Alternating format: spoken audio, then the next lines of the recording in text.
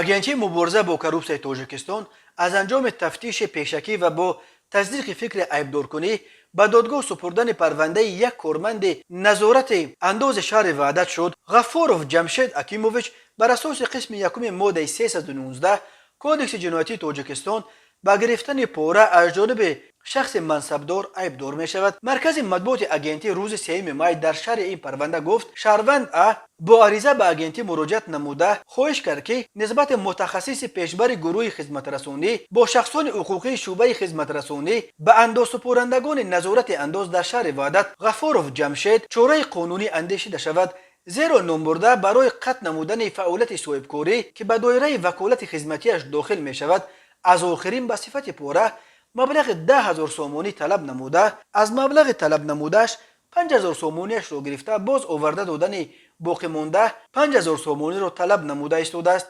зимни гузаронидани чорабиниҳои оперативии тафтишотӣ ғафуров баъди аз шаҳрванд А гирифтани маблағи 5,000 сомонӣ дар отоқи корияш дастгир карда шуда маблағи мазкур аз ӯ ёфта гирифта шуд. ба корманди амакнун собиқи андози шаҳри ваҳдат барои гирифтани пора ҳамчун ҷазо ҷарима ба андозаи аз 3650 то 9125 нишондиҳанда барои ҳисобҳо ё маҳрум сохтан аз озодӣ ба муҳлати то 5 соли зиндон таҳдид мекунад. мақомоти андоз дар тоҷикистон аз ҷумлаи фасодзадатарин ниҳодҳои давлатӣ ном бурда мешавад. сокинон аз тамаҷҷӯии кормандони ин соҳа зиёд шикоят мекунанд.